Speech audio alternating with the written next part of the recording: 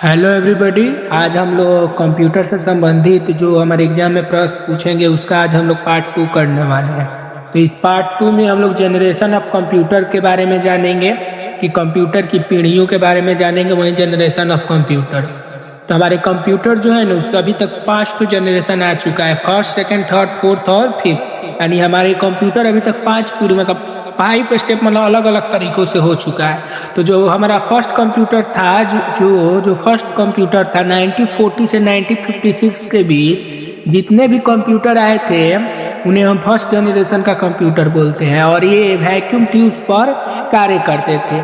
और जो second generation के कंप्यूटर थे वो 1956 से 1963 तक जो कंप्यूटर आए थे वो ट्रांजिस्टर पर वर्क करते थे। और 1964 और 1971 में जितने भी कंप्यूटर आए थे उसे हम थर्ड जनरेशन के कंप्यूटर बोलते हैं। और यह जो था आईसी मतलब इंटीग्रेटेड सर्किट पर वर्क करता था, आईसी पर काम करता था थर्ड जनरेशन के कंप्यूटर 1964 से 1971 तक था। और 1971 से 1980 तक जो माइक्रो प्रोसेसर पर कंप्यूटर वर्क करते थे उन्हें हम फोर्थ जनरेशन के कंप्यूटर बोलते हैं। और जो फिफ्थ जनरेशन के कंप्यूटर थे 1980 से प्रेजेंट जो अभी चल रहे हैं वो आर्टिफिशियल इंटेलिजेंस मतलब एआई पर वर्क करते हैं। तो अवधि ये रहा, इसके मुख्य तकनीक ये रहा और इसकी पीढ़ियाँ ये रही। 5 जनरेशन तक हमने अभी तक कंप्यूटर का उन्नति कर लिया है, उन्नत हो चुकी है। और ये नोट्स है, आपको नोट्स अगर चाहिए तो कमेंट बॉक्स में यस टाइप कर दीजिएगा, हम इसका लिंक दे देंगे। बस आप सब्सक्राइब किए रहेंगे तभी मिलेगा। और जो हमारा फर्स्ट कंप्यूटर था उसको हम अच्छे विस्तार रूप से जान लेते हैं। तो जो हमारा फर्स्ट जनरेशन था जैसे आप जानते हैं 1940 से 1956 के बीच के कंप्यूटर फर्स्ट जनरेशन के कंप्यूटर बोलते हैं। और ये वैक्यूम ट्यूब्स पर वर्क करता था और इसमें वैक्यूम ट्यूब द्वारा सर्किट या मेमोरी का यूज होता था। और इस कंप्यूटर जो फर्स्ट जनरेशन के कंप्यूटर थे ना उनका आकार बहुत बड़ा, पूरे कमरे की इतना बराबर इसके आकार होते थे जो फर्स्ट जनरेशन के कंप्यूटर थे। और इसमें प्रोग्रामिंग भाषा थी, जो प्रोग्रामिंग भाषा इसकी मशीन भाषा जिसे बोलते हैं, वो केवल 0 और 1 का उपयोग कर इसमें किया जाता था। और प्रदर्शन काफ़ी धीमा गति था, बिजली भी बहुत खर्च लेता था, अत्यधिक था। और विश्वसनीय ट्यूब जलना फेल होना इसमें सामान्य समस्याएं थी, मतलब उसमें ट्यूब पर था, मतलब वैक्यूम ट्यूब पर ये वर्क करता था। और उस बिजली की बहुत खपत होती थी इसमें और धीमी गति से काम करता था। इसके कुछ उदाहरण ये रहे, जैसे इनेक हुआ, यूनिवेक हुआ, ईडीवीएसीए हुआ, ये सब इसके उदाहरण है। मतलब ये कंप्यूटर के नाम है उस समय जो बनाए गए थे 1940 से 1956 के बीच में फर्स्ट जनरेशन के कंप्यूटर में। और उपयोग में युद्धकालीन गणनाएं, वैज्ञानिक गणनाएं उस समय किया जाता था। अब अपने चलते हैं सेकेंड जनरेशन के कंप्यूटर पर जो कि 1956 से 1963 तक चला और ट्रांजिस्टर के मतलब ट्रांजिस्टर का यूज कर इसका वर्क होता था। ट्रांजिस्टर ने वैक्यूम ट्यूब की जगह, मतलब इसमें बेस तकनीक ट्रांजिस्टर था जो वैक्यूम ट्यूब की जगह ले लिया था। गति एवं दक्षता पहले से तेज थी, कम गर्मी कम, मतलब एक हीट ज़्यादा, मतलब वैक्यूम ट्यूब से जो फर्स्ट जनरेशन का था ना काफ़ी हीट होता था, पर उससे यह कम हीट होता था जो कि सेकेंड जनरेशन का था। और इससे कम गर्मी उत्पन्न होती थी और बिजली भी कम खाता था उसके विषय में।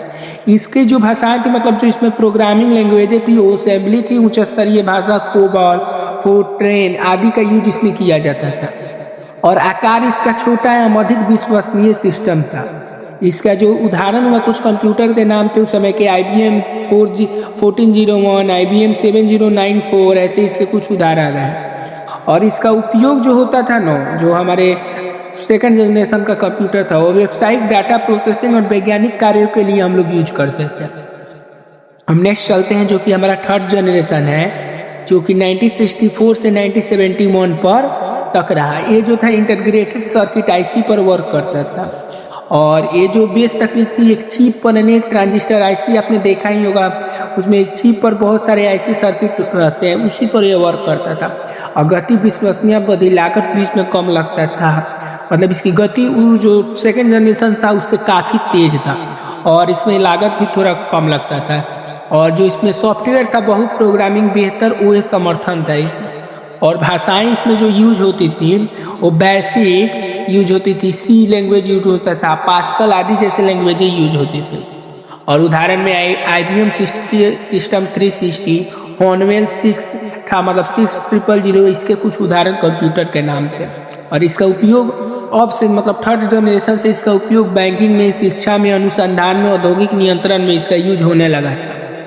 और जो हमारा फोर्थ जनरेशन का कंप्यूटर है 1971 से 1980 तक चला था।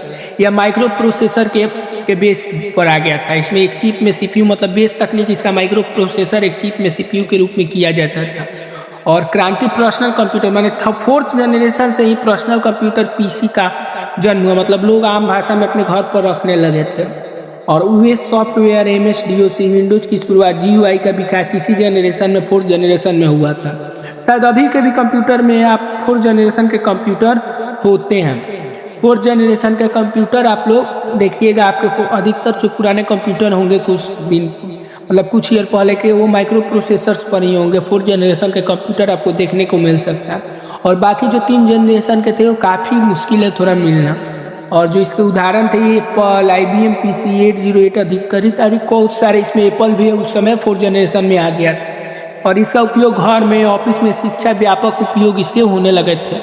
और जो हमारा फिफ्थ जनरेशन का कंप्यूटर था वो 1980 से अभी तक चल रहा है, जो कि AI पर बेस्ड है। और ये कृत्रिम बुद्धिमत्ता, मशीन लर्निंग, रोबोटिक्स में यूज होता था। और टेक्नोलॉजी जो थी parallel processing, super conducts, cloud आदि इसमें यूज होने लगा। क्षमताएं समस्या समाधान, निर्माण, निर्धारण, स्वयं सीखना और करना था इसका। एप्लीकेशन में हम लोग कंप्यूटर विजन, रीलर्निंग, NLP आदि का यूज करते थे। और भविष्य में इसका क्वांटम कंप्यूटिंग, जनरल AI की दिशा में है। उदाहरण के लिए IBM वाटसन, गूगल AI, स्वयं रोबोटिक सिस्टम आदि इसके कुछ उदाहरण हैं। अब हम इसका चलते हैं, क्विक रिवीजन कर लेते हैं। जो फर्स्ट जनरेशन था वो वैक्यूम ट्यूब पर आधारित था। सेकेंड जनरेशन ट्रांजिस्टर पर था। थर्ड जनरेशन IC चिप पर था। फोर्थ जनरेशन का जो कंप्यूटर था उसमें माइक्रो प्रोसेसर था। और फिफ्थ जनरेशन AI पर बेस्ड है। और इसके कुछ ऑनलाइन के पॉइंट्स देख लेते हैं। जो फर्स्ट जनरेशन था वो आकार में बहुत बड़ा था, मशीन लैंग्वेज में और गर्मी उसमें ज़्यादा उत्पन्न होती थी, ऐसे विद्युत की भी खपत ज़्यादा होती थी। सेकेंड जनरेशन ट्रांजिस्टर के ऊपर था, यानी विश्वसनीय गति इसमें फर्स्ट जनरेशन की तुलना में बढ़ी। और थर्ड जनरेशन IC चिप पर था, जो कि लागत इसमें कम लगती थी बनाने में और मल्टी प्रोग्रामिंग इसमें हो सकता था। और फोर्थ जनरेशन माइक्रो प्रोसेसर की यूज में PC युग की शुरुआत फोर्थ जनरेशन में हुई थी, पर्सनल कंप्यूटर की शुरुआत। और फिफ्थ जनरेशन AI पर इंटेलिजेंस सिस्टम यानी ऑटोमेशन इसमें आ गया था फिफ्थ जनरेशन। तो ये हमारा ऑनलाइन का हुआ और ये सेशन ख़त्म हो रहा है। इसका हम लोग कल ऑब्जेक्टिव भी करेंगे और एक और वीडियो आएगा कल, जिसमें हम लोग एक और वीडियो आएगा दूसरे टॉपिक से। और इसका नोट्स अगर आपको चाहिए ना तो इसका नोट्स आप लोग बस कमेंट बॉक्स में यस टाइप कर दीजिएगा और सब्सक्राइब किए रहेंगे तो आपको सीधे उसका लिंक दे दिया जाएगा। तो धन्यवाद। इसका ऑब्जेक्टिव लेकिन कल आएगा, आप लोग इंतजार कीजिएगा। इसका ऑब्जेक्टिव कल आएगा। कल सुबह में आपको 11 बजे मिल भी सकते हैं या शाम को 7:30 में मिल सकता है। आपके नोट्स पर ही कार्य चल रहा है, इसलिए इसका ऑब्जेक्टिव आज नहीं करा रहे हैं, आपको मिल जाएगा। और 2 वीडियो कल आएंगे, 2 वीडियो आपको दोनों देखना है और दोनों वीडियो आपको देखना है, ठीक है।